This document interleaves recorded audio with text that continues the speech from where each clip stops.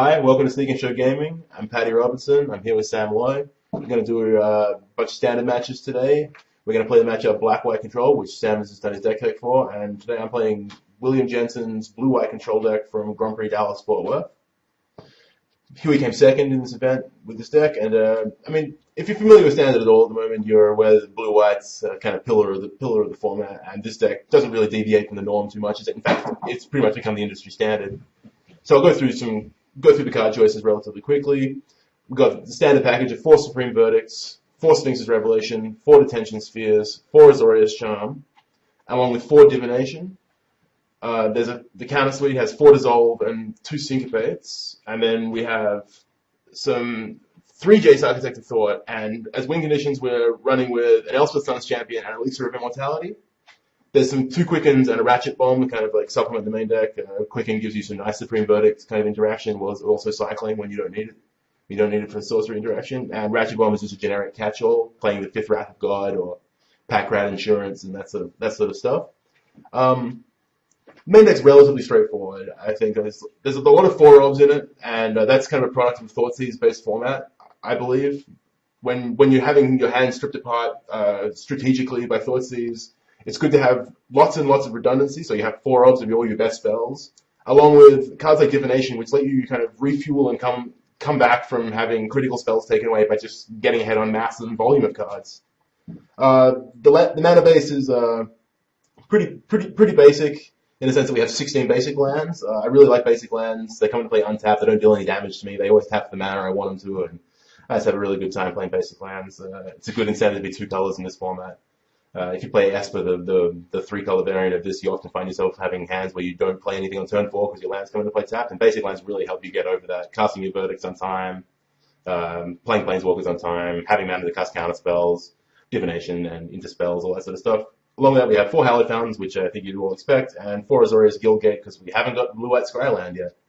I think it's coming in Born to Gods, though, is that right? Yeah, soon. Yeah, very soon. Last card to talk about in the main deck is this 2-of Mutavault. Mutavault's one of my favorite cards in the format. It's a nice, versatile card for attacking planeswalkers out of control decks while also being a mana source, which is this deck is hungry for.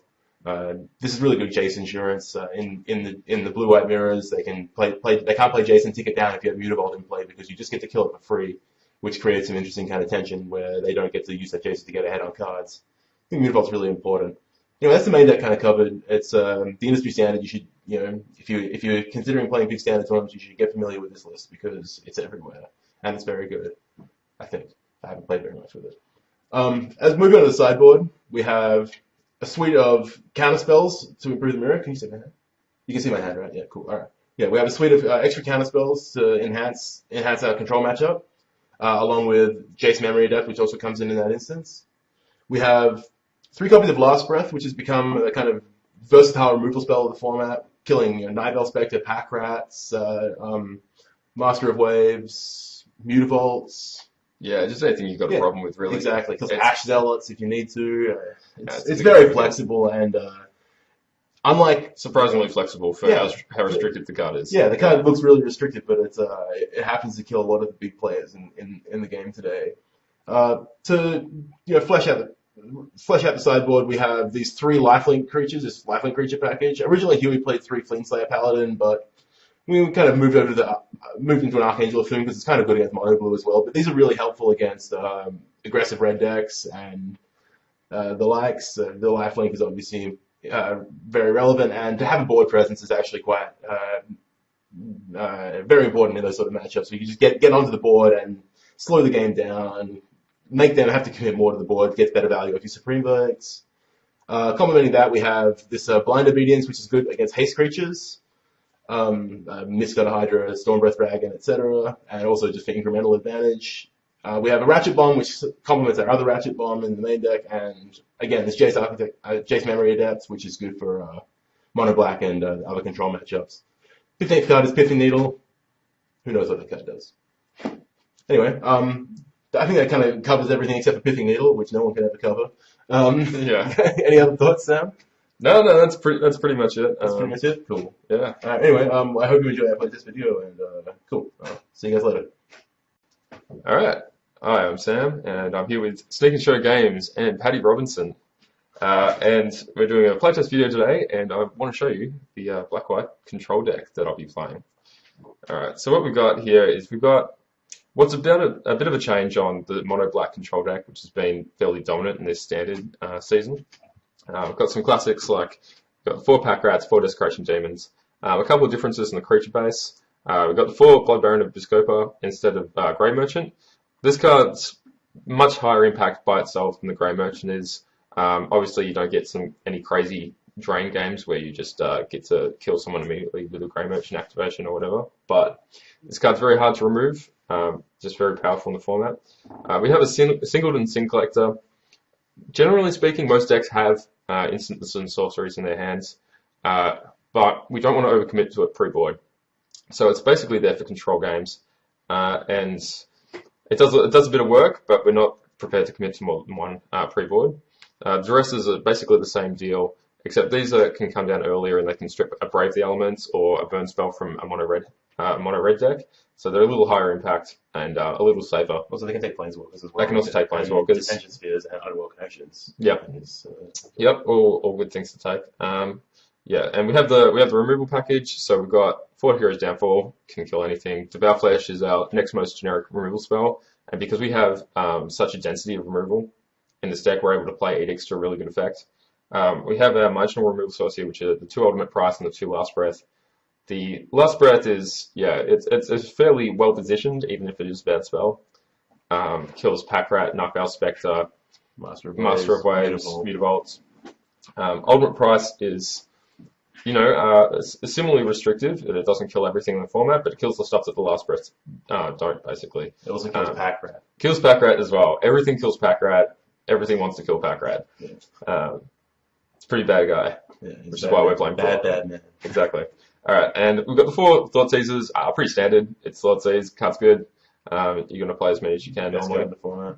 Yeah, possibly the best card in the format. Thoughtseize and Mutavault are sort of in a fight for that right now, but we'll just play all 8 and we'll be happy with that. We've got a bit of a change from what most decks have. Most decks are playing 4 Underworld Connections. We're playing 4 Read the Bones. When you don't actually get anything from the Devotion for Underworld Connections, having the card selection and immediate impact of the Scry 2 before you draw 2 on the Read the Bones can get you out of a lot of worse situations than the Underworld Connections will.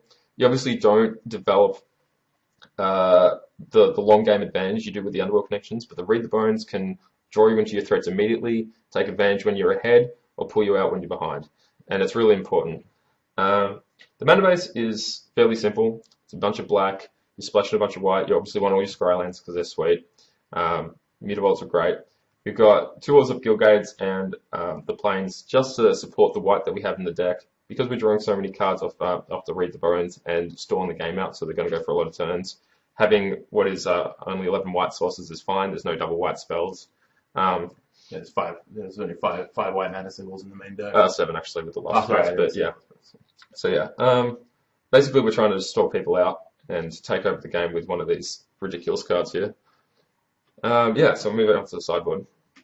So what we have in the sideboard is that we have a collection of anti-control cards, which are the Pithing Needle, the Duress, the Underworld Connections, and the Sin Collectors. You notice that we are playing Underworld Connections for some matches where it's a little better positioned than it is against aggro decks, for instance. Yeah, the card's pretty nuts, but basically there's some games where all you want is more cards, and that's what they're for. For anti-aggro, we have 3 Freak's Cure, which is possibly the best anti-aggro card in the format.